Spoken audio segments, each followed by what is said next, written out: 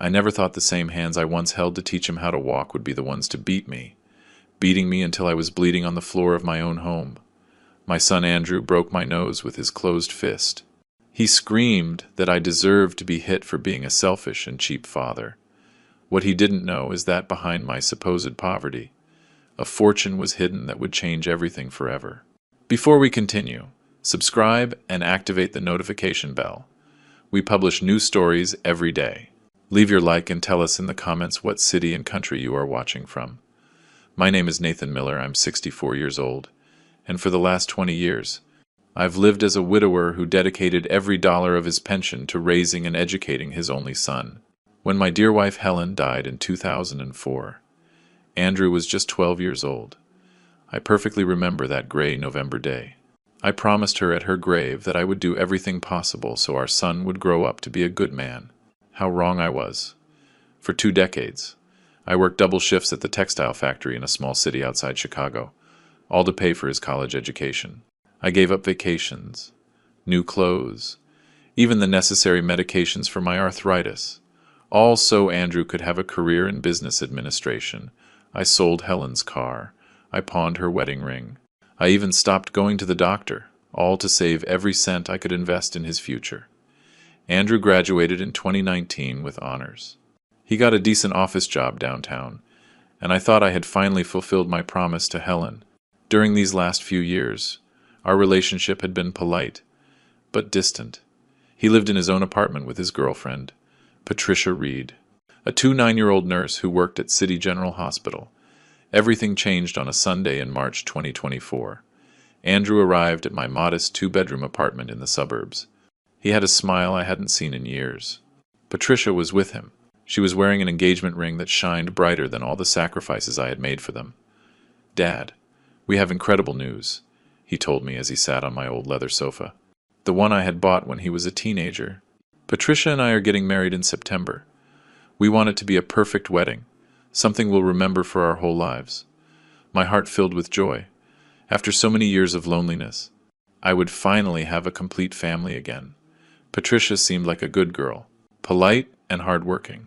I had heard nurses made good money, so I thought between the two of them, they could organize a beautiful ceremony. "Congratulations, son," I said, hugging them both. "Your mother would be so proud to see you settling down with such a wonderful woman." But then Andrew's expression changed. His smile became more calculating, colder. "Dad, we need to talk about something important," he said. Patricia nodded beside him. "We've been planning the wedding, and between the venue, the catering, the decorations, the photographer, and everything else, we need $20,000. My world stopped completely. $20,000. That number echoed in my head like a hammer hitting steel. At that moment, I made a decision that would change our lives forever. I decided to lie about my real financial situation, to test my son's true character. "Andrew, my son," I said, my voice trembling, faking a worry I didn't feel. "You know my pension is barely $800 a month, with house expenses, food, medicine. I don't have that kind of money." The reaction was immediate and brutal. "What do you mean you don't have money?" Andrew exploded, getting to his feet. "You've had 20 years to save. What do you spend it all on? What do you waste your pension on?" Patricia, who had been silent until then, joined the accusations. "Nathan, with all due respect, other fathers sacrifice for their children's weddings. My father already promised us $5,000, and he earns less than you. Listen to me," I tried to explain, maintaining my act. "I can help you with $5,000.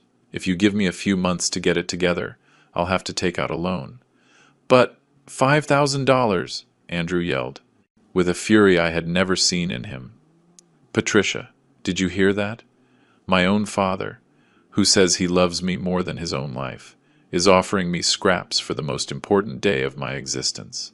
At that moment, seeing the boundless anger in my son's eyes, I knew I had made the right decision to test him. The person in front of me was not the boy I had raised with so much love and sacrifice. He was a stranger who saw me only as a source of money. What neither of them knew is that in my secret account at a major national bank, inherited from Helen, sat $200,000. Money I had kept hidden for 2 decades, waiting for the perfect moment to use it. That moment had arrived, but not in the way Andrew expected. The days following that conversation were a nightmare I never imagined living. Andrew started calling me 3 times a day, each conversation more aggressive than the last. His tone had changed completely. He was no longer my loving son, but a stranger who spoke to me as if I were his employee. Dad, Patricia and I have been calculating the expenses. He told me during one of those phone calls. On a Wednesday afternoon, the La Favorita Hall in the next town over costs $8,000, just for the rental. The menu for 150 guests is another $7,000. The professional photographer we want charges $2,500. The band, another $2,000. And that's not even counting the wedding dress, the flowers, the invitations. I maintained my act of a father worried about money. Son, I understand you want a beautiful celebration, but those numbers are astronomical. Couldn't you do something simpler? Your mother and I got married on $500, and we were very happy. There's the problem, Andrew snapped. You're always comparing everything to your time. Patricia deserves a princess wedding, not the poor ceremony you had with Mom. Those words hurt me more than any physical blow. Helen and I had been so happy at our simple wedding. In the small street John's church, she looked radiant in a white dress her own mother had sewn, and I wore the only suit I owned. But we had been surrounded by genuine love, not materialistic demands. Andrew, don't talk about your mother like that, I warned him firmly. She was an extraordinary woman who valued love above appearances. Sure, that's why she died without ever knowing luxury, he replied, with a cruelty that left me breathless. Patricia isn't going to settle for crumbs like she did. I hung up the phone, trembling with rage. How did he dare speak about Helen like that? How had I raised such a monster without realizing it? That Friday, Andrew and Patricia showed up at my door unannounced. This time, Patricia took control of the conversation. Nathan, we need to talk. Seriously, she began, settling onto my sofa as if she owned the place. I've been looking into your finances, and frankly, I don't understand where your money goes each month. Looking into my finances? I asked, in disbelief. Who gave you the right to do that? Andrew told me you received a severance package when the textile factory closed, Patricia continued, ignoring my question. That was 3 years ago. Where is that money? It was true I had received a small severance of $8,000, but I had used it to repair the roof and replace the heating system. However, I decided to continue my act. That severance pay went to medical expenses and house repairs. I lied, partially, at my age. Health problems are expensive. Medical expenses, Andrew scoffed. You barely go to the doctor because you say you can't afford it. Patricia, do you see how he lies? Besides, Patricia added with a fake smile, I spoke with my boss at the hospital. She explained that seniors get a lot of tax breaks and discounts. You should have more available money than you admit. The manipulation was obvious. This woman had been calculating my supposed income like an auditor. I realized it wasn't just Andrew who had changed. Patricia was influencing him negatively, or maybe she had simply revealed her true ambitious personality. Listen, I told them, keeping my conciliatory tone. I understand your frustration.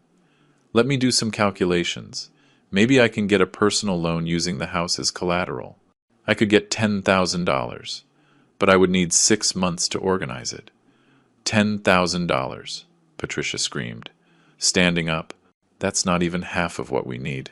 Andrew, your father is mocking us. Patricia is right, Andrew said, his eyes bloodshot with anger. Dad, other fathers sell their cars, take out loans, mortgage their houses. They do whatever it takes for their children's happiness. Andrew, I already mortgaged this house twice to pay for your college education.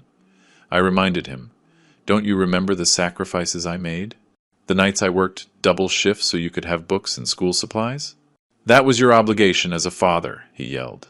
I didn't ask you to bring me into this world. If you decided to have me, you had to accept the consequences. His words pierced me like daggers. 20 years of unconditional love, of silent sacrifices, of sleepless nights when he was sick, of shared joy in every one of his achievements, all reduced to an obligation.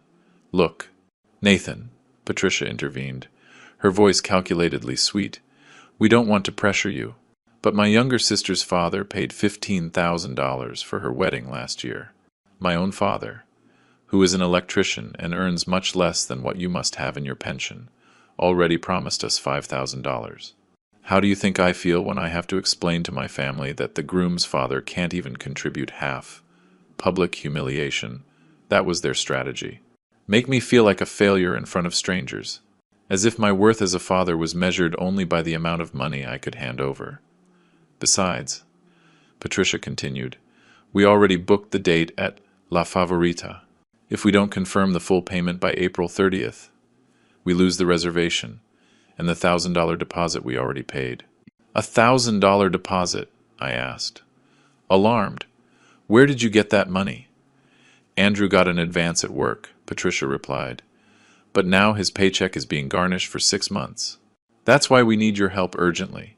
The trap was set. They had spent money they didn't have, betting that I would give in to the pressure.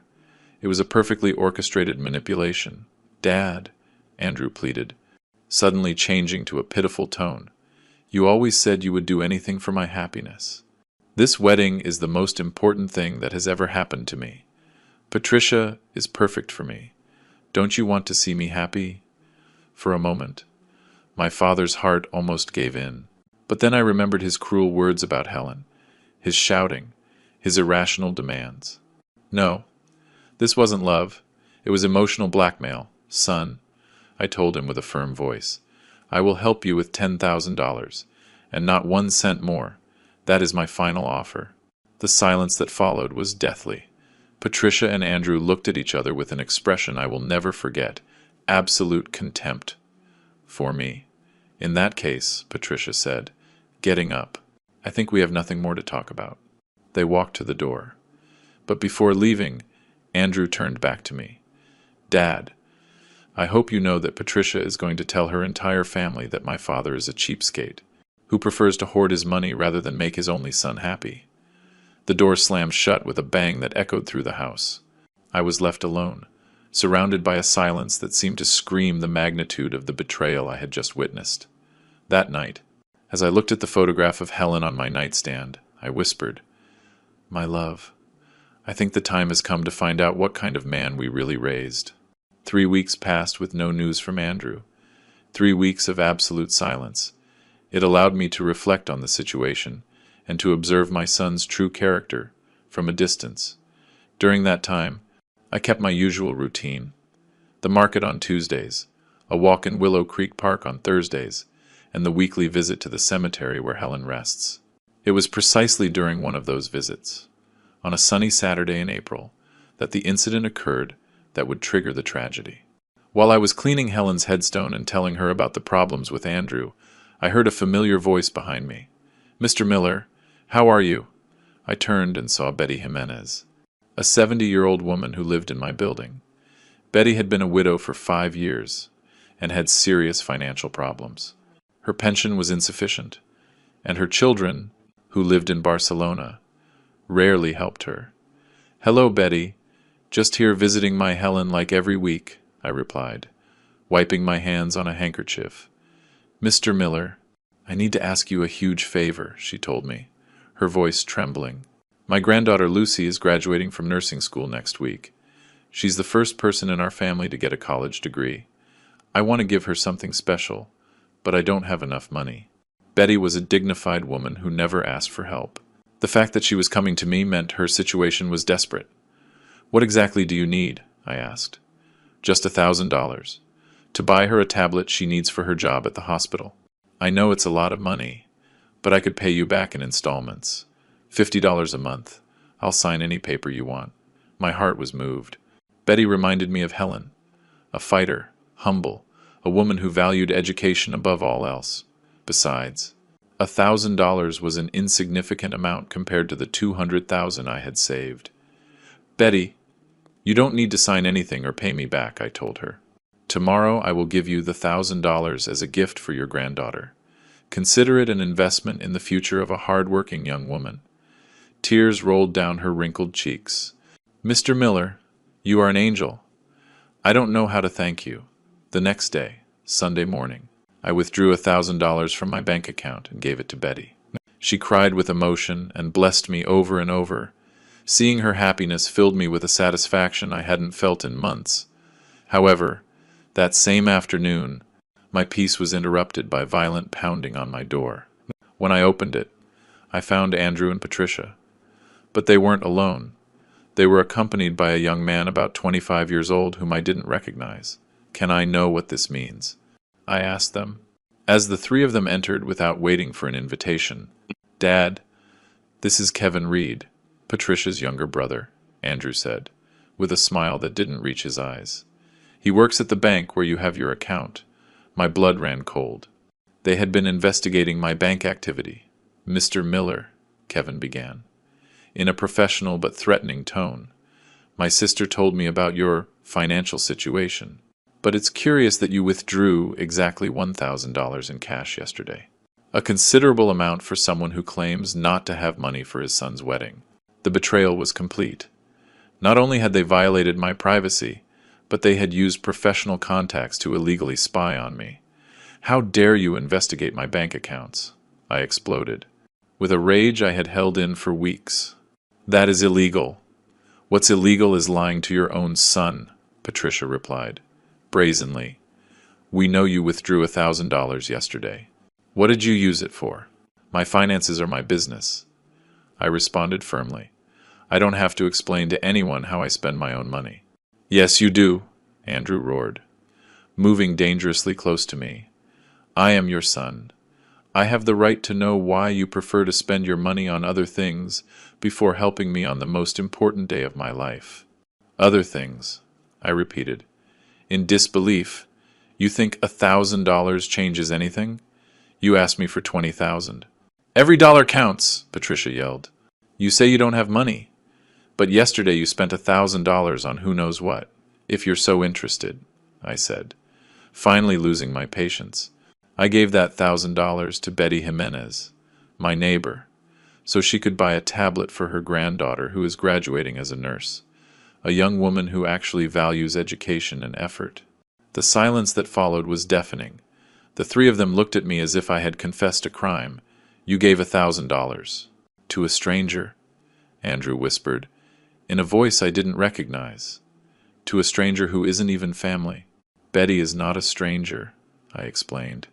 "She is a dignified woman who raised 3 children alone, worked for 40 years as a seamstress, and now lives on a miserable pension while her own children have abandoned her. Her granddaughter Lucy is an exemplary young woman who— I don't give a damn about that old woman and her granddaughter." Andrew exploded, with a violence I had never seen. "You are my father. I am your blood.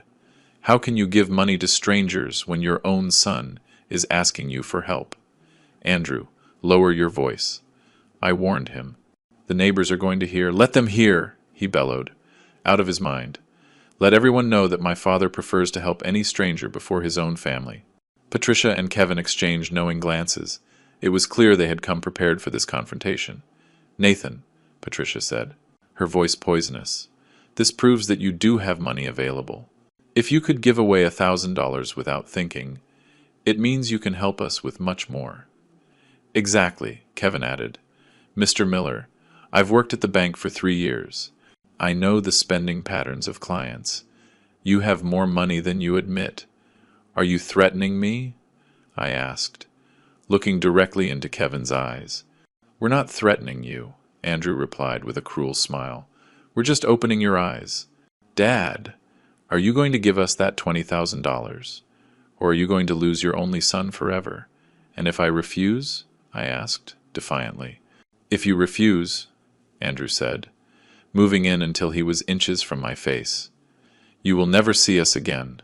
Patricia and I will move to another city. You will not meet your grandchildren. You will die alone and abandoned, like that pathetic old woman you gave my money to." "Your money?" I repeated in disbelief. "Andrew, that money was mine. I worked for it for 40 years. Your money should be mine," he shouted. "Out of control. When you die, it's all going to be mine anyway. But I need that money now. At that moment, something broke irreparably inside me. The mask had fallen completely.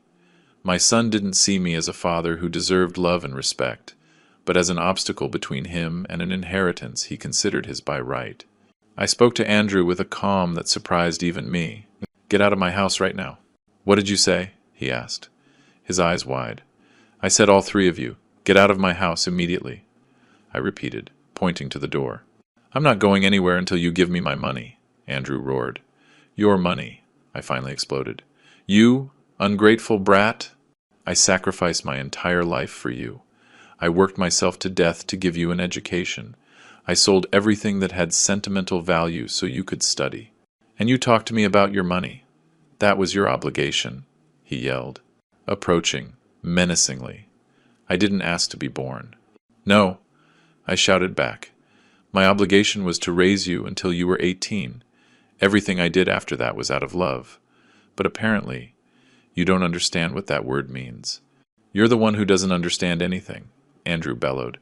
"You're a selfish, cheap old man who would rather die with his money than make his son happy. Get out of my house," I ordered. "Give me my money first. Get out."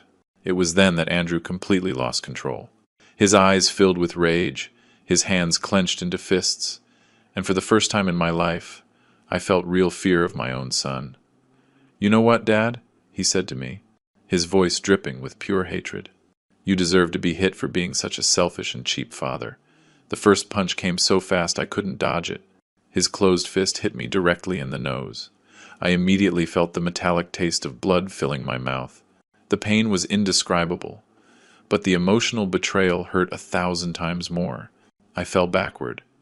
But Andrew didn't stop. His second punch caught me in the left eye, and the third in the ribs. Patricia was screaming, but not for him to stop. But for him to stop before someone called the police. As I fell to the floor of my own home, bleeding and gasping for air, the last thing I remember before losing consciousness were the words Andrew shouted at me. "The next time you tell me you don't have money, it will be much worse for you."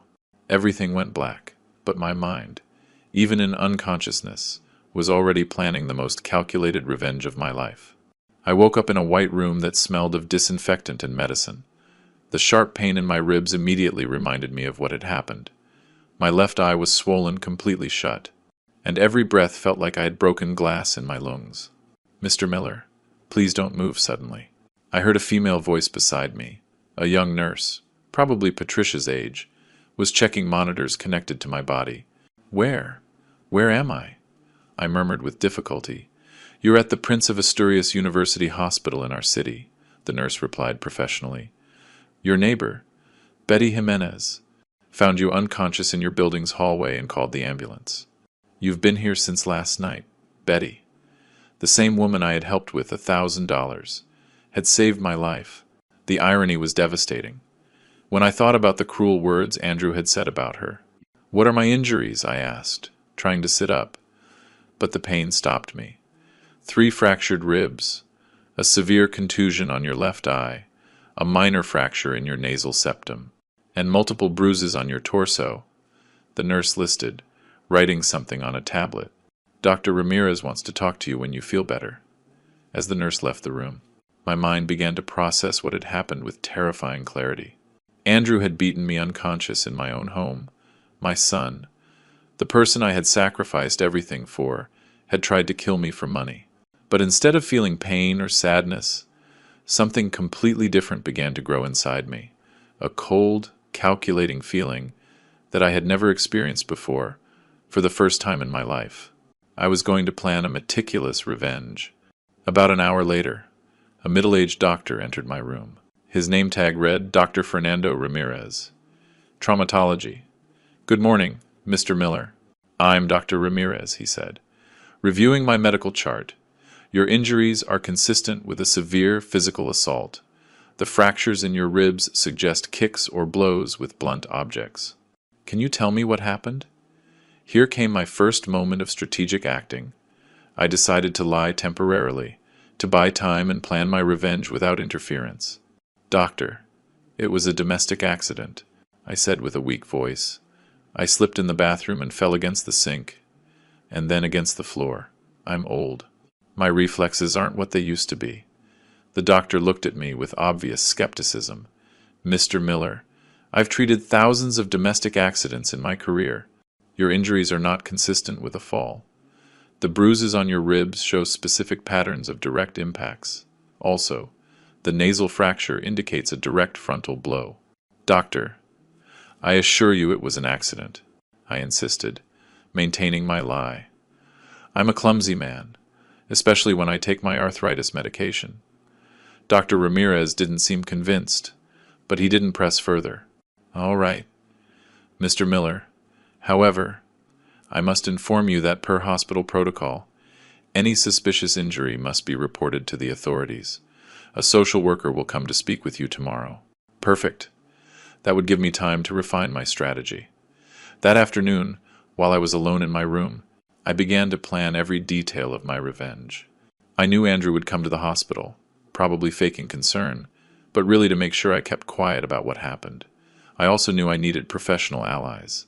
During my years working at the textile factory, I had met Michael T. White, a labor lawyer who now had his own firm specializing in civil and criminal cases. Michael had helped me with some legal paperwork after Helen's death, and I had always found him to be an honest and cunning man. Using the room's phone, I called his office. White & Associates law firm. Good morning, a secretary answered. Good morning, this is Nathan Miller. I need to speak with Michael White urgently. It's a very delicate matter. One moment. Mr. Miller. Mr. White remembers you perfectly. I'm transferring the call. Nathan, how are you? It's been years. I heard Michael's familiar voice. Michael, I'm in the hospital. My own son assaulted me, and I need your professional help for a very complex case. There was a long silence before Michael responded. Nathan, this is very serious. Have you filed a police report? Not yet. I need to talk to you before making any legal decisions. But there are elements of this case that are going to surprise you. I'll be at the hospital in 2 hours, he replied. No hesitation. In the meantime, don't talk to anyone else about this. After hanging up, I focused on observing every detail of my situation. The nurses changed shifts every 8 hours. Doctors made rounds every 4 hours. Visitors could enter between 2 and 9 at night. I also began to practice my performance. When Andrew came, I needed to seem weaker and more vulnerable than I really was. I wanted him to feel secure, confident that he had intimidated me enough to keep me quiet. At 4 in the afternoon, just as I had predicted, Andrew appeared in my room. He came alone, without Patricia. His expression was a calculated mix of false concern and silent threat. Dad, how are you feeling? He asked, approaching my bed with cautious steps. Andrew, I murmured, faking more pain than I was in. My whole body hurts. I'm so sorry, Dad, he said, with a performance worthy of a professional actor. I lost control yesterday. I was so stressed about the wedding, about the money problems. But I never should have touched you, son, I whispered, activating the voice recorder on my cell phone, which I had hidden under the sheets. Why did you do this to me, Dad? Listen to me carefully, Andrew said, suddenly changing his tone to a more threatening one, but keeping his voice low. What happened yesterday was an accident. You fell in your house, understand? You slipped in the bathroom and hit the sink, but... Andrew, you hit me, I protested weakly. No, he hissed, leaning dangerously close to my face. I never touched you. You had a domestic accident. And that is going to be your story when the doctors, the police, or anyone else asks you. And if I don't, the mask of false concern disappeared completely. If you don't, Dad, what happened yesterday will look like child's play compared to what will happen to you. Patricia and I will disappear from your life forever. You will never meet your grandchildren. And believe me, I will find a way to make your life hell until the day you die. Andrew, please, I begged, maintaining my act. Besides, he continued with calculated cruelty, who is going to believe you? A 6'4" man accusing his own successful, respected son? Everyone will think you're senile or looking for attention. And the money for the wedding? That hasn't changed, he replied firmly. We still need that $20,000. And after yesterday, I think you've understood how important it is to us. Every word was perfectly recorded on my phone. Andrew was digging his own legal grave without even realizing it. Okay, son, I murmured, my voice breaking. I'll do what you ask. I'll say it was an accident. Perfect. He smiled, satisfied. I knew you'd come around. You're a good father, after all. After Andrew left, I waited exactly 30 minutes before calling Michael again. Michael, can you come now? I have recorded evidence that is going to completely change this case. I'm on my way immediately, he replied. While I waited for my lawyer, for the first time in decades, I felt completely in control of a situation. Andrew believed he had successfully intimidated me, but in reality, he had just handed me all the legal tools I needed to systematically destroy his life. The revenge I was planning would not be emotional or impulsive. It would be cold, meticulous, and absolutely devastating. And the best part was, Andrew himself had provided the evidence to do it. Helen, wherever she was going to see how her husband finally taught their ungrateful son the true meaning of consequences. Michael T. White arrived at the hospital at exactly 6:30 in the evening. He carried a black leather briefcase and a professional digital recorder. At 52, he still had the same penetrating gaze and upright posture that had made him one of the most respected lawyers in the city. Nathan, he said, carefully closing the door to the room, before I listen to any recording, I need you to tell me exactly what happened, without omitting any details. For the next 45 minutes, I told him the whole story from the beginning. The initial request for $20,000, the illegal investigation of my bank accounts, the psychological manipulation, the help I gave Betty, and finally, the brutal beating Andrew gave me. Michael took meticulous notes in a legal pad, stopping occasionally to ask specific questions about dates, potential witnesses, and available evidence. Nathan, he said, when I finished my story, what you're describing constitutes several serious crimes: physical assault with injury, threats, domestic violence, and possibly extortion. But before we proceed, I need to hear that recording you mentioned. I played the full conversation I had recorded during Andrew's visit. Michael listened in absolute silence, his expression growing more serious as the recording progressed. My God, he murmured when the playback finished. Nathan, your son just confessed to multiple crimes on a recording that is perfectly admissible as evidence in court. We have explicit threats, intimidation of a domestic violence victim, and an indirect admission of the assault. But that's not all, Michael, I said, pulling out a folder I had kept hidden. Over the years, I've kept all the documents of the sacrifices I made for Andrew. His college invoices, receipts for books, my own medical expenses that I postponed to pay for his studies, even the receipt for the sale of Helen's wedding ring. Michael carefully reviewed each document. This is pure gold for the case. It shows the pattern of paternal sacrifice and the extreme ingratitude of the aggressor. But there's something else I need to know. Nathan, are you really in serious financial trouble?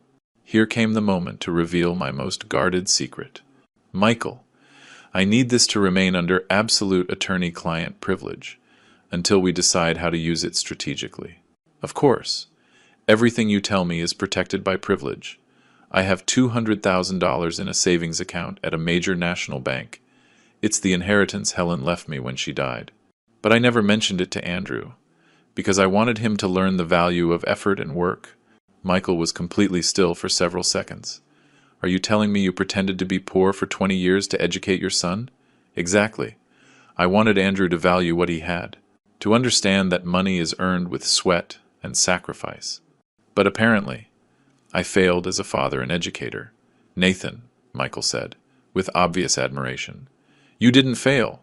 Your teaching strategy was brilliant. Andrew is the one who failed. By not learning the values you tried to teach him, how can we use this information? Michael began to pace the small room, clearly devising a legal strategy. We have several options, but I suggest a multi-phased approach. First, we need more evidence of the threats. And Andrew's pattern of aggressive behavior. What kind of evidence? Witnesses who have seen his behavior changes, records of his illegal investigation of your bank accounts, and if possible, more recordings of future threats. At that moment, I remembered a crucial detail. Michael, Betty Jimenez, my neighbor. She heard the entire argument before the assault. She lives in the apartment next to mine, and the walls are thin. She was also the one who called the ambulance. Perfect. We need her official testimony. What else? Kevin Reed, Patricia's brother who works at the bank. He admitted to investigating my bank activity. That is completely illegal under financial regulations. Michael smiled for the first time since he had arrived. Excellent. That gives us another line of legal attack. Violation of banking privacy. Misuse of confidential information. Possible professional misconduct if he used his position to obtain private data. And what do we do about the secret money? That will be our final trump card, Michael explained, organizing his notes. But we need to use it at the perfect moment, to maximize the psychological and legal impact. When would that be? When Andrew is completely legally compromised, when he has lied under oath about his motivations, and when he thinks he has won, then we will reveal that you always had the money he coveted, but that you chose not to give it to him, because his behavior proved he didn't deserve it. The strategy was brilliant, but there was one element that worried me. Michael, what if Andrew decides not to visit me again? What if he just disappears from my life? Nathan, based on the psychological profile you've described, Andrew will be back. Domestic abusers, especially when the victim is an older family member, always return to ensure they maintain control. Besides, he still believes he can get money from you, and if he comes with Patricia, or with more people, even better. More witnesses to his aggressive and threatening behavior. But we need to prepare the scene carefully. Michael took out his professional recorder and placed it on my nightstand. This recorder has 8 hours of capacity and forensic audio quality. Every time someone related to this case comes, you activate it discreetly. Is it legal to record without consent? In our state, recordings made by one party to the conversation are admissible as evidence, especially in cases of domestic violence or threats. You are documenting potential future crimes. When do we file the official complaint? Not yet, Michael responded emphatically. First, we need to build an absolutely solid case. We want that when we file the complaint. It will be impossible for Andrew to escape the consequences. What do I do in the meantime? You are going to continue pretending to be intimidated and willing to give in to his demands. But every conversation, every threat, every manipulation will be recorded. We are building a file that will not only protect you, but will ensure that Andrew faces the maximum possible legal consequences. Michael stood up and packed his documents. Nathan, one more question. After all this, after seeing your son's true nature, are you prepared for the emotional fallout of what we are about to do? Michael, I replied, with a determination I hadn't felt in years. The Andrew I raised and loved died yesterday, when he hit me in my own home. The person who came today to threaten me is a dangerous stranger who just happens to share my last name. Perfect. Then tomorrow I will begin the preliminary investigation. I will discreetly contact Betty Jimenez for her testimony, and I will investigate Kevin Reed's banking irregularities. And what do? You recover. You act like the intimidated victim Andrew thinks you are, and you document every future contact. When we have enough evidence, we will proceed with a lawsuit. It will include criminal charges for assault, threats, domestic violence, and a civil case for damages that is going to cost your son a lot more than the $20,000 he wanted so badly. After Michael left, I was alone in the hospital room, but for the first time in weeks, I felt completely calm. I was no longer the helpless victim of an abusive son. I was now the architect of a legal revenge that would be as meticulous as it was devastating. That night, as I looked out the window at the lights of the city, I remembered the words Helen used to say to me when Andrew was little and misbehaved. Nathan, sometimes, true love requires harsh consequences. I had finally understood, completely, what my wife meant. The next morning, Michael called me with news that exceeded my most optimistic expectations. His voice sounded excited and professionally satisfied. Nathan, the preliminary investigation has revealed information that is going to completely change this case. He told me. Without preamble, can you speak freely now? Yes. I'm alone in the room. What did you discover? First, I interviewed Betty Jimenez this morning. She not only confirms hearing the entire argument before the assault, but she also has very specific details about the threats Andrew shouted at you while you were on the floor. What kind of details? According to Betty, after you lost consciousness, Andrew yelled something at Patricia like, "The next time he refuses to give me my money, I'll break more than just his ribs." She also heard Patricia telling him to calm down because the neighbors might call the police. The information was devastating for Andrew. I had an independent witness who had seen threats after the assault. But that's not all, Michael continued. I contacted a friend of mine who works in the compliance department at Bank of America. I explained the situation confidentially. And he confirmed that Kevin Reed did indeed access confidential information from your account without legal authorization. That has consequences for him. Serious consequences. Violation of the Data Protection Act, misuse of confidential banking information, and possible professional misconduct. Kevin Reed could face anything from administrative sanctions to criminal charges, in addition to the immediate loss of his job. And what do we do with that information? We are saving it as additional ammunition. When we confront Andrew and Patricia with the evidence, we will also include the legal consequences Kevin is facing. That will pressure Patricia to reconsider her loyalty to her fiancé. While I was talking to Michael, a nurse came in to inform me that I would be discharged the next day. But I would have to return for weekly checkups for the next month. Perfect, Michael told me. When I told him about the discharge, I need you to go home and act normally. Andrew is going to come by to verify that you are sticking to your story about the domestic accident. What do I do when he comes? Continue to act like the intimidated victim, but keep the recorder activated at all times. We need more evidence of his pattern of threatening behavior. That afternoon, just as we had predicted, Andrew appeared in my hospital room. This time he was accompanied by Patricia, and they both brought flowers and a box of chocolates, obviously to create the appearance of concerned family members in front of the medical staff. "Dad, we're so happy to hear you're being discharged tomorrow," Andrew exclaimed. "With a performance worthy of a movie award. We were so worried about your accident." I discreetly activated the professional recorder Michael had left. "Yes, son, it was a very foolish fall. You know how clumsy I am. Nathan?" Patricia intervened with false sweetness. "Andrew and I have been talking about what happened before your accident. We realize we were very hard on you about the money for the wedding." "Oh, yes?"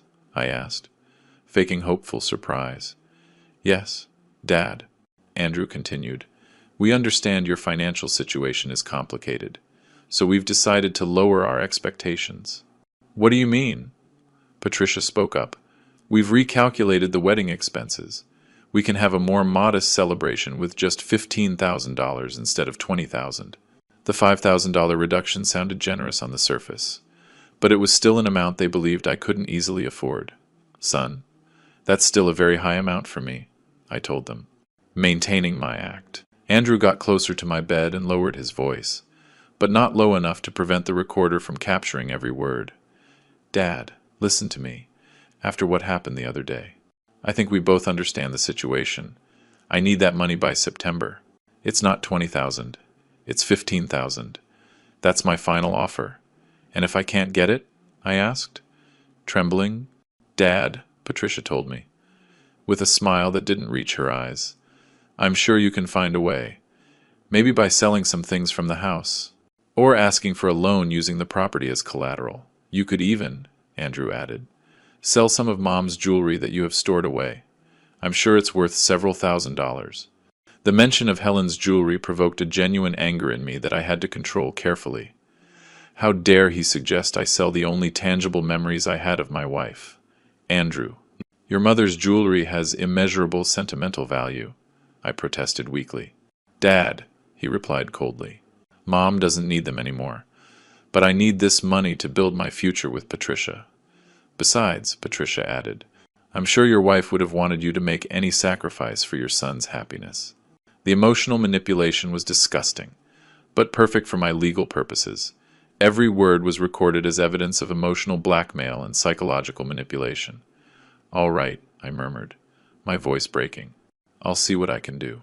"Perfect," Andrew smiled, satisfied. "But Dad, I need you to understand something very important. The deadline to confirm the venue is May 15th. That gives us exactly 3 weeks. And if I don't have it by then..." Andrew's expression hardened immediately. "Dad, I'd rather not think about that possibility. After your accident, I think we both know how clumsy you can be when you get nervous or stressed." The threat was crystal clear. "If I didn't get the money, I could have another accident." "Andrew is right," Patricia added.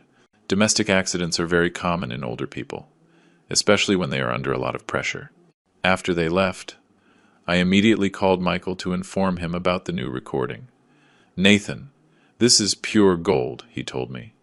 "After listening to the full playback, we have veiled but clear threats: emotional blackmail, psychological manipulation, and now a specific deadline that we can use strategically." "How?" "We are going to use these 3 weeks to build an absolutely solid case. While they think you are desperately looking for $15,000, we will be preparing a legal trap that will completely destroy their lives." "What kind of trap?" "I'm going to contact a private investigator to discreetly document Andrew and Patricia's lifestyle. I want to know exactly what they spend their money on, if they have hidden debts, and what their real financial situation is." "Why is that important?" "Because I suspect the urgency for wedding money isn't the only reason. There's something else they're hiding, and when we find it, we will have even more ammunition against them." That night, as I prepared to go home the next day, I reflected on how far this situation had come. In less than a week, I had gone from being a father trying to teach his son the value of money, to being the victim of a physical assault, and finally, to becoming the architect of a meticulously planned legal revenge. But the most revealing thing was, I no longer felt emotional pain for the loss of my relationship with Andrew. The person who had hit me and threatened me was not my son. He was a dangerous stranger who shared my DNA, but who had lost all right to my fatherly love. The next day, when I returned to my home, I noticed that someone had cleaned the bloodstains from the living room floor. It was probably Betty, trying to erase the evidence of the trauma she had witnessed. But the real evidence, the recordings, the testimonies, and the legal strategy we were building, those remained intact and were growing every day. Andrew thought he had me completely under control. He didn't know that every threat, every manipulation, every cruel word was being meticulously documented. For the trial that would change our lives forever, the countdown to his destruction had begun, and he himself was providing all the tools to make it possible. A week after I returned home, Michael summoned me to his office with news that exceeded all my expectations. The private investigator he had hired, a former police officer named Robert Castle, had discovered information that would completely transform our case. "Nathan, sit down, because what I'm about to tell you will change everything we thought we knew about Andrew and Patricia," Michael said, organizing a series of photographs and documents on his desk. What did they discover? Andrew has a secret online gambling addiction that he has been hiding not only from you, but also from Patricia. He started showing me some bank statements. In the last 8 months, he has lost approximately $17,000 on sports betting sites and virtual poker. The revelation left me completely stunned. $17,000? Where did he get that money? That's the most worrying part, Michael continued. He took out 3 different personal loans using fake income documents. He claimed to earn triple what he actually makes at his job. That means Andrew doesn't need $15,000 for a lavish wedding. He needs it desperately to pay off gambling debts that are suffocating him financially. The threats from the lenders have begun, and he is in a truly dangerous situation. Robert Castle, the investigator, intervened, showing me a series of photographs. "Mr. Miller, these images were taken last week. Your son regularly meets with 2 men that our police contacts identified as loan sharks, debt collectors for illegal loans. The photographs showed Andrew intense conversations with threatening-looking individuals in a mall parking lot. His body language betrayed fear and desperation. Does Patricia know any of this?" I asked. Absolutely nothing, Michael replied. According to our investigation, Patricia genuinely believes Andrew's financial problems are solely due to wedding expenses. He has been systematically lying to her for months. What else did you discover? Robert Castle consulted his notes. Patricia has been bragging at work about the expensive wedding they're going to have. She has told her fellow nurses that the groom's father is paying for everything, and that she is going to have the most elegant celebration at the hospital. The irony was devastating. Patricia was building her social reputation on a lie Andrew had created, while he actually needed the money to save his life from loan sharks. But there's more, Michael added, with a smile that promised even more shocking revelations. Kevin Reed, Patricia's brother who violated your banking confidentiality, also has serious problems. What kind of problems? Our contact at the bank confirmed that Kevin has been under internal investigation for 3 months for irregularities in handling confidential client information. Your case is not the only one. There are at least 5 similar complaints. What does that mean for him? It means he is going to be fired immediately, when the bank completes its investigation, probably within the next 2 weeks. In addition, he will face criminal charges for systematic violation of banking privacy. The web of lies and illegal behavior was much more extensive than I had imagined. Not only was Andrew guilty of assault and threats, but he had also dragged his future in-laws into criminal activities. Michael, how do we use all this information strategically? We are going to set a perfect trap, he explained, organizing the documents in chronological order. When the May 15th deadline they set arrives, you are going to call Andrew and Patricia for a meeting at your house. What kind of meeting? You are going to tell them you have the money, but that you want to talk about the terms of the loan. During that conversation, we are going to confront them with all the evidence we have collected. Robert Castle added, we will have hidden cameras recording the entire confrontation, and I will be monitoring from Betty's apartment to ensure your physical safety.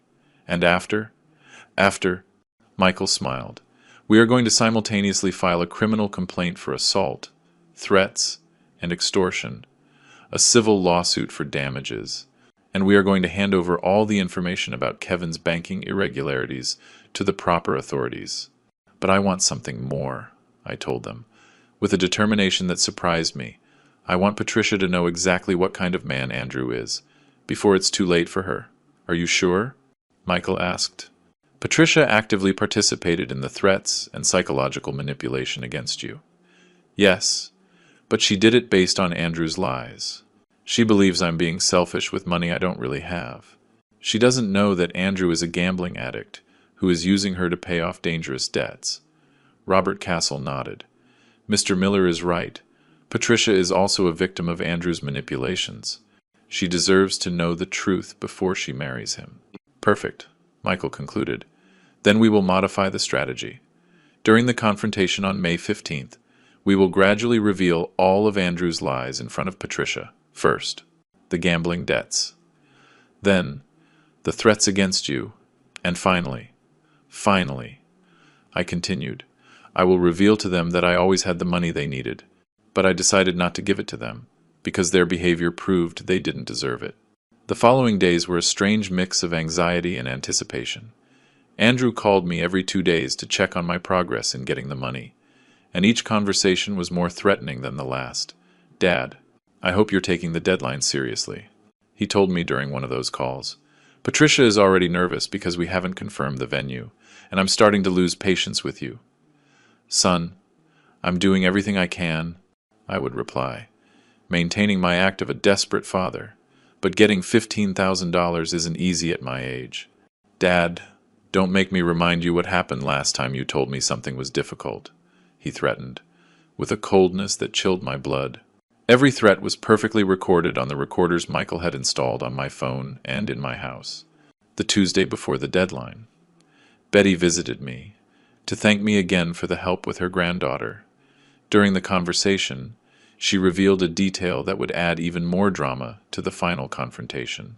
Mr. Miller, I don't know if I should tell you this, but on Monday I saw your son Andrew talking to some very rough-looking men in the building lobby. She told me, clearly concerned. What kind of conversation? I couldn't hear everything, but one of those men told him something like, You have until Friday to bring the full amount, or the consequences will be permanent. Your son looked terrified. Mr. Miller, the information confirmed our suspicions.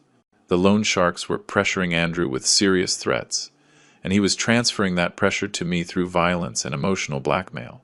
Betty, would you be willing to testify about what you saw and heard? Of course, Mr. Miller, after how you helped me with Lucy. I would do anything for you. That night, as I mentally reviewed all the elements of our strategy, I realized we had built an absolutely devastating legal case. I had recordings of direct threats, testimonies from independent witnesses, evidence of bank fraud, documentation of a gambling addiction, and proof of systematic psychological manipulation. But more importantly, I had the trump card that would change everything.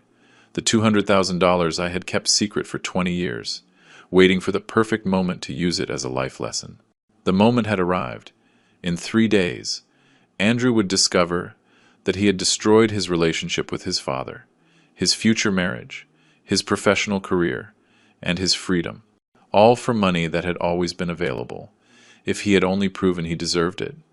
Justice, sometimes, has a sense of drama so perfect, it seems like fiction. May 15th arrived with a persistent rain that seemed to foreshadow the storm about to break in my house.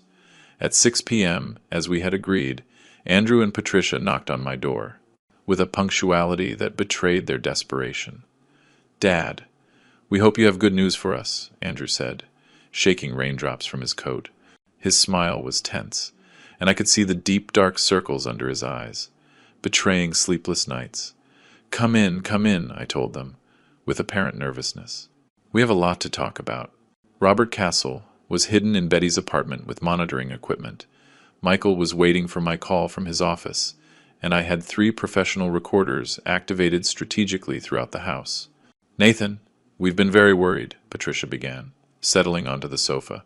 "The deadline to confirm the venue is today, and we need to transfer the money before 9 p.m. Calm down, I told them, faking a calm I didn't feel. "I got the money. But I need to talk to you about some conditions." Andrew's eyes lit up immediately. "You got the $15,000?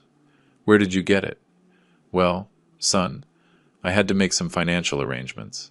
I took out a mortgage loan, using the house as collateral." "Perfect," Patricia exclaimed, clapping.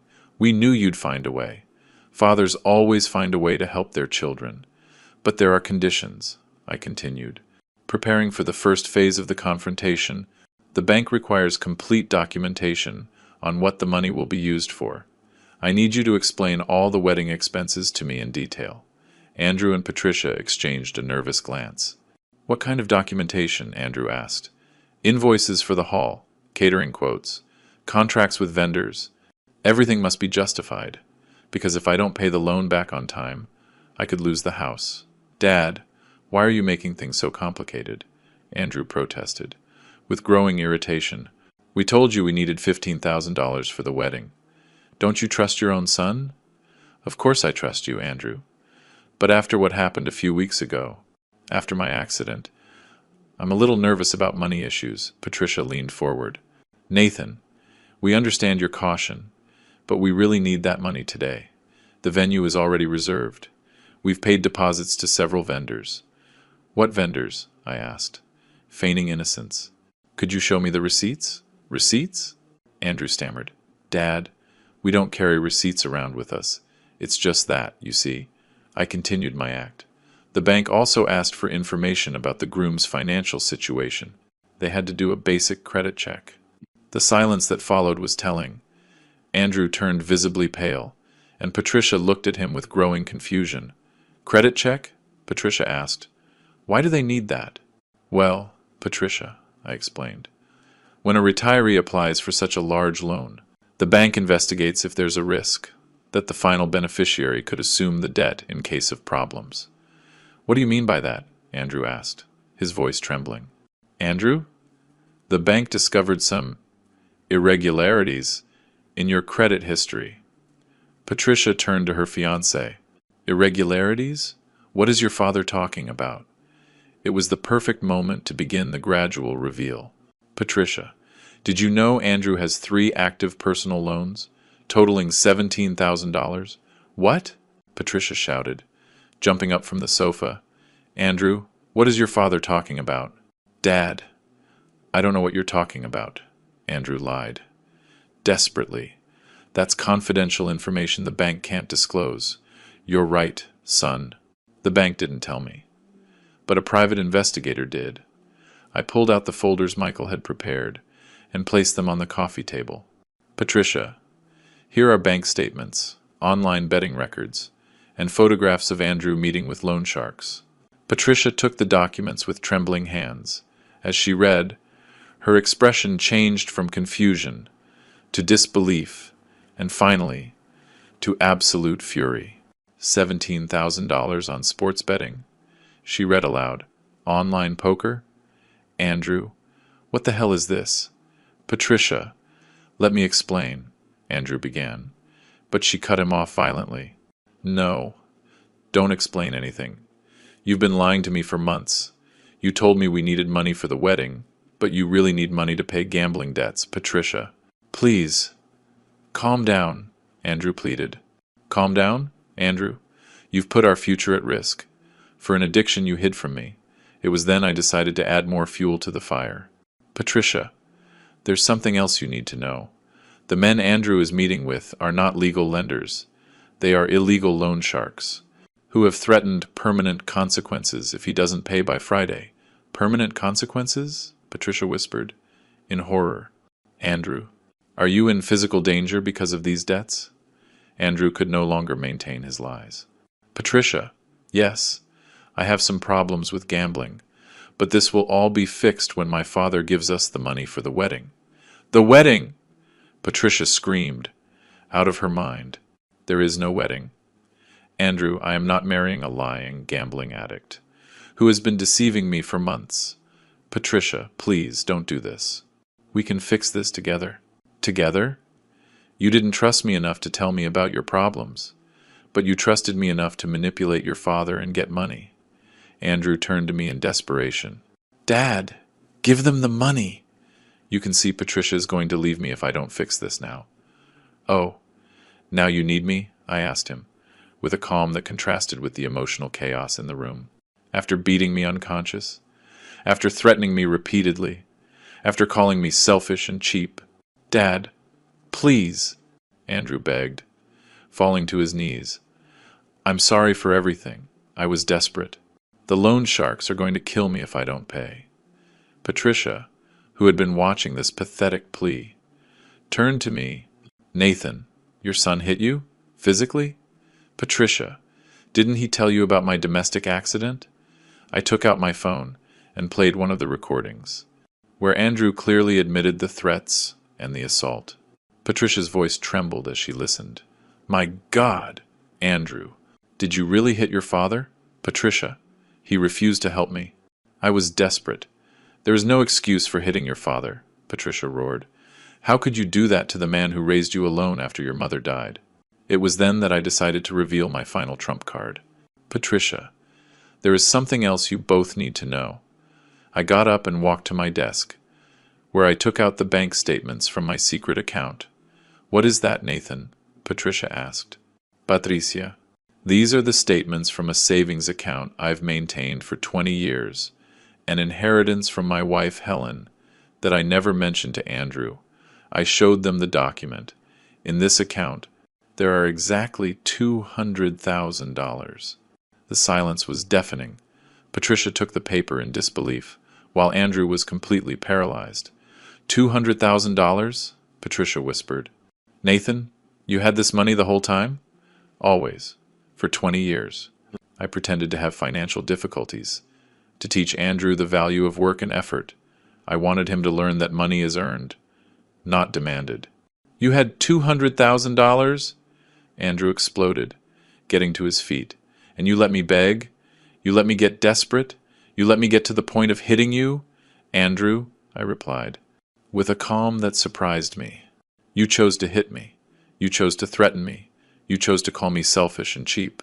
I just tested your character, and you failed miserably. Patricia stood up from the sofa. Andrew, this is over. I am not marrying you.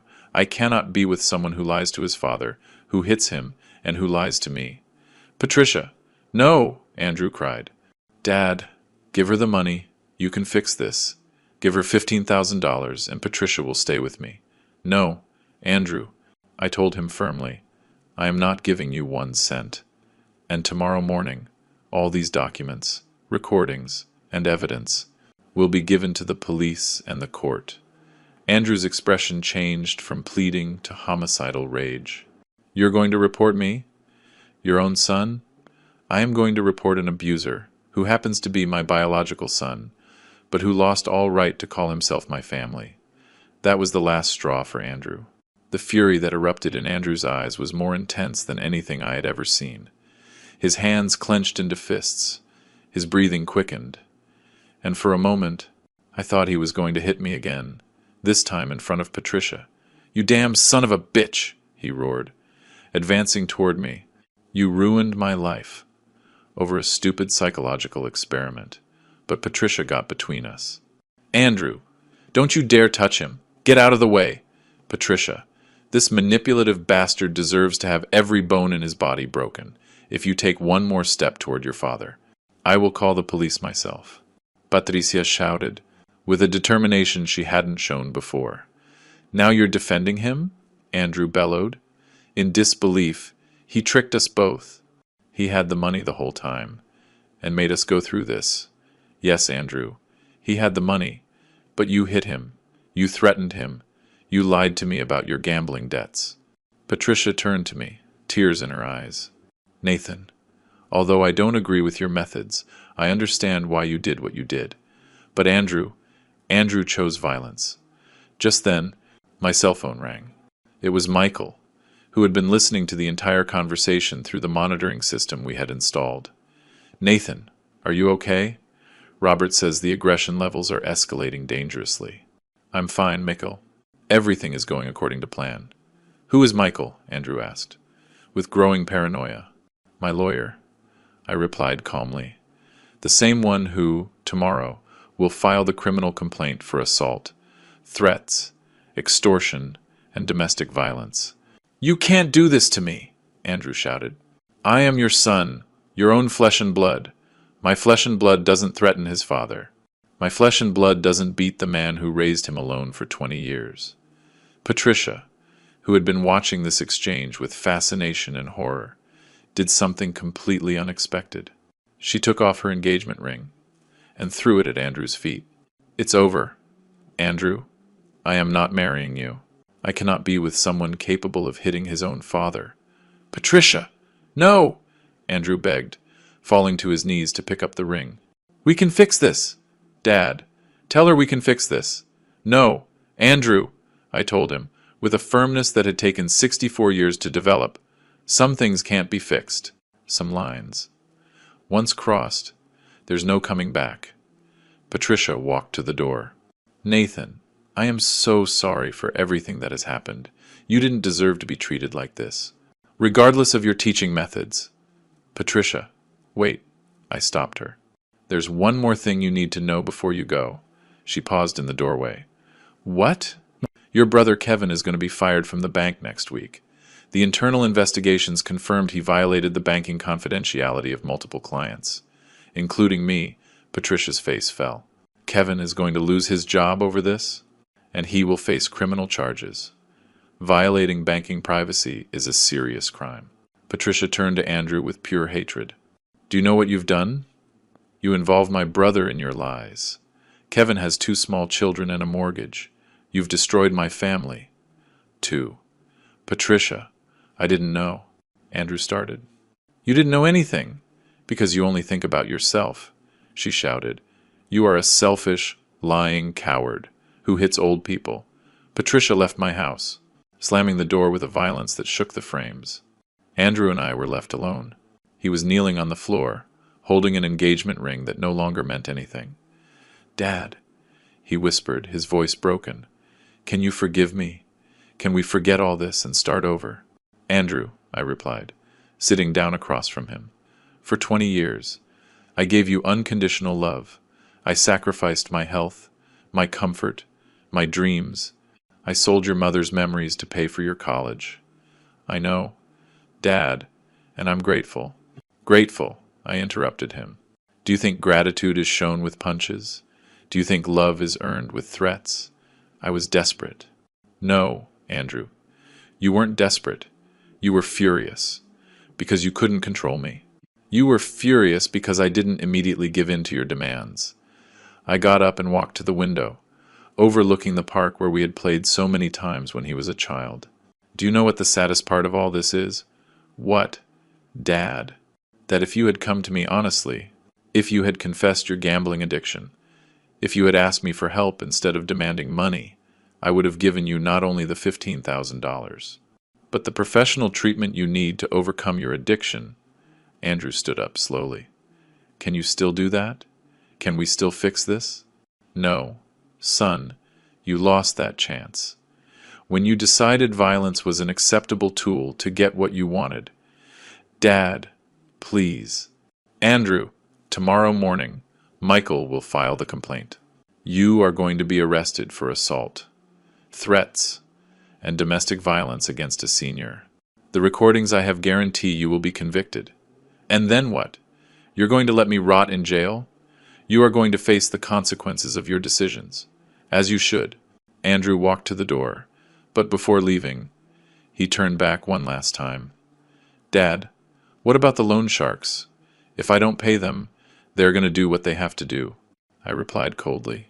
You created that situation. You solve it. But they could kill me. Andrew, 3 weeks ago you begged me for money, claiming it was for your happiness. Then you hit me when I didn't give in to your demands. Now you're asking me to save you from the consequences of your addiction.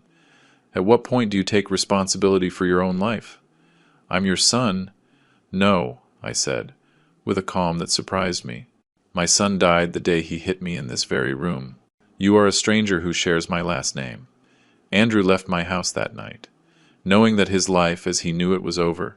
No fiancé, no wedding, no money, no family, and with multiple legal proceedings waiting for him. But I, for the first time in months, felt completely at peace. I had learned that fatherly love has limits, and that some betrayals are unforgivable. The rain had stopped, and through my window I could see the first stars of the night. Helen, wherever she was, could finally rest, knowing her husband had found the strength to set definitive boundaries.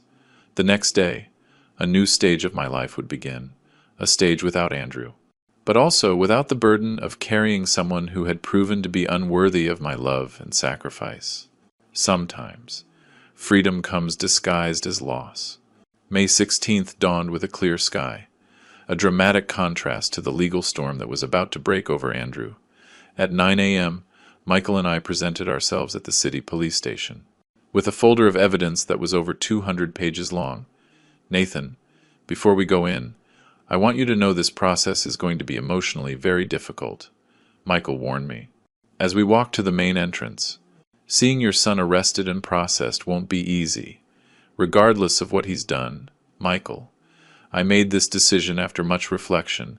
Andrew needs to learn that actions have consequences, especially when those actions include violence against an elderly family member.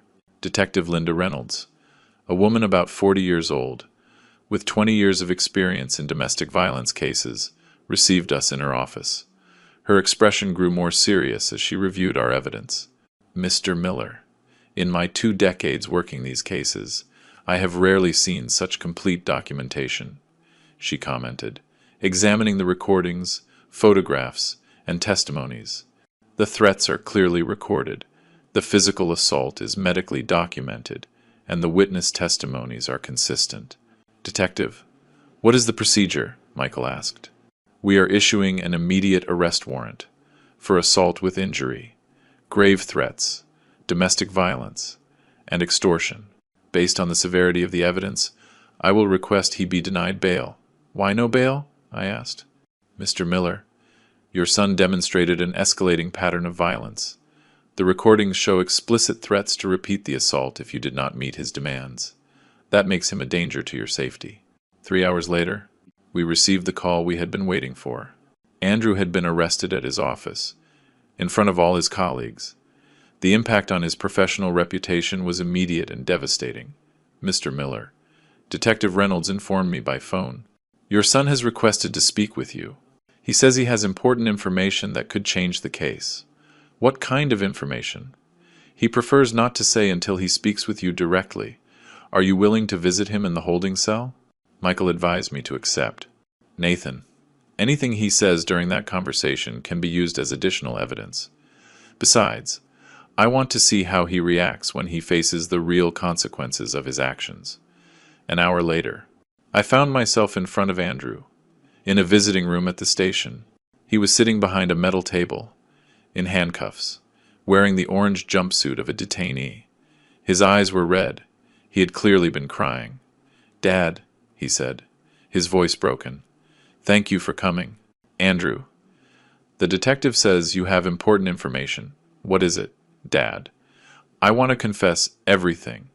I want to admit to everything I did and accept the consequences. But I need to ask you for something." "What?" "The loan sharks came to my apartment last night. They destroyed my furniture and told me I have until Sunday to get the full amount, or they will find me when I get out of here." "And what do you want me to do?" "Dad, I know I don't deserve anything from you after what I did, but could you pay my gambling debts? Not for me, but so they don't kill me when I get out of jail." The request was so absurd.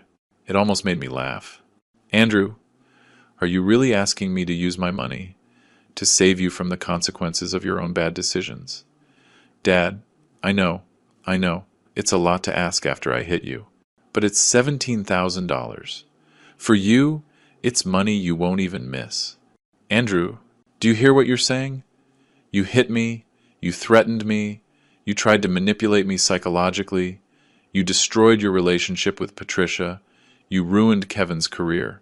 And now you're asking me to rescue you from a situation you created, but they are going to kill me.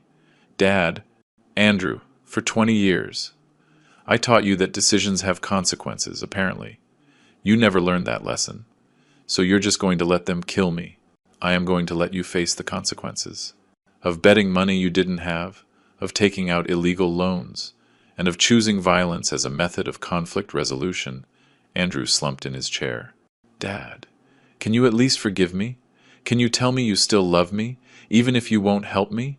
His question took me by surprise. For weeks, I had been so focused on the legal revenge that I hadn't fully processed the emotional side of the situation. "Andrew," I said, after a long pause, "for 64 years, love has been the motivating force of all my decisions. I loved your mother until her last breath. I loved you from the moment you were born. And now I have learned that true love sometimes requires harsh consequences. I love you enough not to rescue you from a situation you created. Does that mean you forgive me? It means I understand you were a desperate young man who made terrible decisions. But understanding is not the same as forgiving, and forgiving is not the same as rescuing. Can we ever have a normal relationship again?" "Andrew, you beat your 64-year-old father unconscious because he wouldn't give you money. That action created an irreparable fracture in our relationship. So we'll never be father and son again? Biologically, we will always be father and son. Emotionally, that relationship died the day you chose violence. When I left the station that afternoon, Michael informed me about additional developments. "Nathan, the investigation has expanded more than we expected," he said, reviewing documents in his car. "The police discovered that the lenders Andrew got involved with are part of a loan shark ring. That has been under investigation for months." "What does that mean for the case?" "It means Andrew can become a protected witness. If he cooperates with the investigation against the illegal loan ring, that could significantly reduce his sentence. And if he doesn't cooperate, he will face the full sentence. Between 3 and 5 years in prison for aggravated assault on a senior, plus fines, and a permanent restraining order." That night, while I ate dinner alone in my home, I reflected on the extraordinary events of the last few weeks. I had gone from being a victim of domestic violence to being the architect of a legal revenge that had completely destroyed my son's life. But for the first time in months, I felt no guilt or remorse. I felt a deep peace. That came from knowing I had set definitive boundaries against unacceptable behavior. The phone rang, interrupting my thoughts. It was Patricia. Nathan, can I talk to you? There's something important I need to tell you. About Andrew. And about me. Of course. Patricia. What is it? I'd rather talk in person.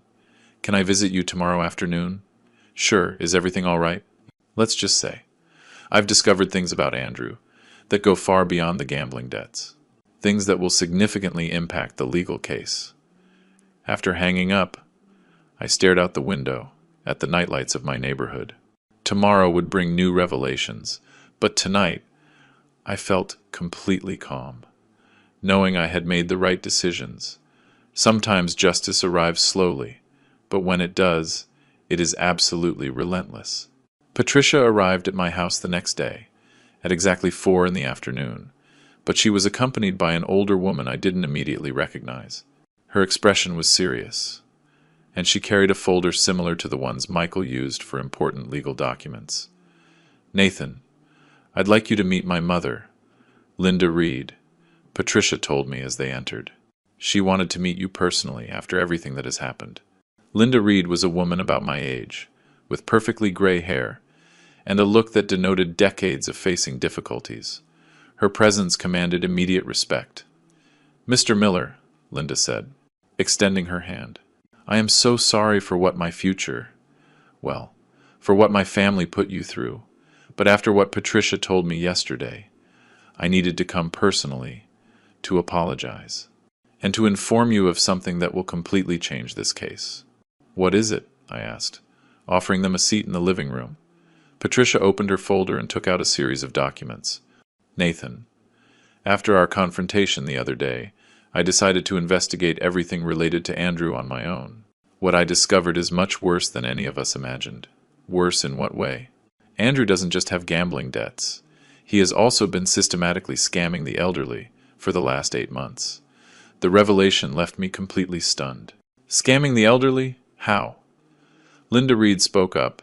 Mr. Miller, my son Kevin, before he was fired from the bank, confessed something terrible to me. Andrew asked him for bank information, not just on you, but on other elderly clients with large savings accounts. For what purpose? Andrew contacted these seniors, posing as a financial advisor, Patricia continued, showing me printed documents. He told them their bank accounts had been compromised, and that they needed to transfer their money temporarily to a safe account that he managed. My God, I murmured, reviewing the evidence. How many people did he scam so far? We have identified 7 victims, Linda replied. The total amount stolen exceeds $40,000. How did you discover this? Patricia explained. After I broke off our engagement, I contacted some of the victims, who appeared in the bank documents you showed us.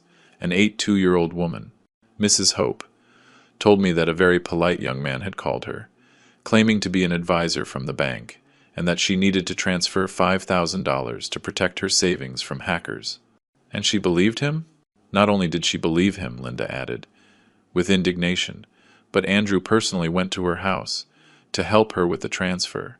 He exploited the trust of an elderly widow to steal her life savings. The magnitude of the betrayal completely overwhelmed me. Not only had I raised a son capable of hitting his own father, but also a predator who systematically preyed on vulnerable people. Why are you telling me this? I asked them. Because we want you to know that you were not Andrew's only victim, Patricia replied. And because we believe you deserve to know the complete truth about the man you raised. Besides, Linda added, all of these victims are going to testify at the trial. Andrew won't just face charges for assault, but also for multiple counts of fraud, identity theft, and financial abuse of the elderly. Linda handed me another document. Mr. Miller, the 7 victims have decided to file a joint lawsuit against Andrew. The total sentence could exceed 10 years in prison. 10 years? I repeated, in disbelief. At least, Patricia confirmed. And that's not counting the financial restitution he will have to pay to all his victims. At that moment, the phone rang. It was Michael, with news that would perfectly complement the revelations I had just received. Nathan, can you speak freely? Yes, I'm with Patricia and her mother. They just brought me very important information about additional cases of fraud. Perfect, because I have related news. The police intercepted communications between Andrew and the illegal loan ring. Apparently, he promised to pay his debts with money he would get from his rich father and other stupid old people. That's recorded? Completely documented. Andrew not only admitted his plans to extort you, but he also described in detail his methods for scamming other seniors. Patricia and Linda exchanged looks of astonishment as they listened to my phone conversation. Michael, what does this mean for the case? It means Andrew is going to face federal charges for organized fraud against the elderly. The district attorney is considering classifying it as racketeering, due to the systematic pattern of his scams. After hanging up, I sat in silence for several minutes, processing the magnitude of what I had discovered. The son I had raised with so much love and sacrifice was not just a domestic abuser, but a predator who specialized in victimizing the elderly. Mr. Miller, Linda said gently, I know this must be devastating for you, but there's one more thing you need to know. What else could there be? Patricia and I have been talking to the other victims. They all agree on one thing. Andrew constantly mentioned to them that he had learned about financial responsibility from his father, who was a very hard-working and honest man. What do you mean? He used your reputation and the values you taught him as a manipulation tool, Patricia explained. He told his victims he came from an honorable family, that his father had taught him to help older people with their finances. The irony was brutal. Andrew had twisted every lesson of honesty and integrity I had tried to teach him, turning them into weapons to victimize the most vulnerable. Patricia, I said, why did you decide to help me with this? You could have just walked away from this whole situation. Because you didn't deserve any of what Andrew did to you, she replied with determination, and because the other victims deserve justice. Too, Linda added. Mr. Miller, my son Kevin made a serious mistake by violating banking confidentiality, but he did it while being manipulated by Andrew. When we discovered the full truth about the scams, we understood that Kevin had also been a victim of manipulation. 3 weeks later, I found myself in the courtroom, surrounded by the 7 other victims and their families. The case had attracted media attention due to the systematic nature of the scams and the assault against an elderly family member. Andrew entered the room in handcuffs, wearing a suit he had probably bought with stolen money. His appearance had changed dramatically. He had lost weight, he had deep dark circles, and his hair was completely unkempt. When our eyes met, I saw something I hadn't seen before in his eyes. Genuine remorse. But it was far too late. The judge, the Honorable Fernando Sanchez, read the charges.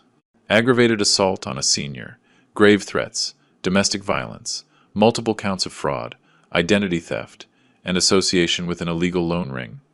The sentence was devastating. 8 years in prison. Full restitution of all stolen funds plus interest.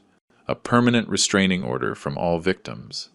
And a ban on managing bank accounts for 10 years after his release. When the judge asked if he had anything to say before being taken to prison, Andrew turned to me. Dad, I am so sorry for everything I did. I know I don't deserve forgiveness, but I want you to know that the values you taught me were right. I twisted them because of my own selfishness and cowardice. I did not respond. Some apologies come far too late. 6 months later, as I organized the documents to donate my $200,000 to the National Foundation for Elderly Protection, I reflected on everything I had learned. I had raised a son with unconditional love, but without firm boundaries. I had confused protection with permissiveness, and affection with a lack of consequences. But I had also learned that it is never too late to set boundaries, to demand respect, and to protect not only my own dignity, but that of other vulnerable people like me. Helen, wherever she was, could finally rest, knowing her husband had found the strength to do the right thing, even if it was the hardest thing he had ever done in his life. Sometimes, true love requires decisions that seem cruel, but are necessary, and sometimes the greatest lesson a father can give his son is to allow him to face the full consequences of his actions. Andrew would learn that lesson over the next 8 years. I had already learned that my value as a person did not depend on rescuing someone who had chosen to be my abuser. The story ends here, but the lesson will continue forever. If you liked this story, support us with a like, subscribe to the channel, and leave your opinions in the comments. To hear the next story, click on the box that appears on the left. Thank you for joining us.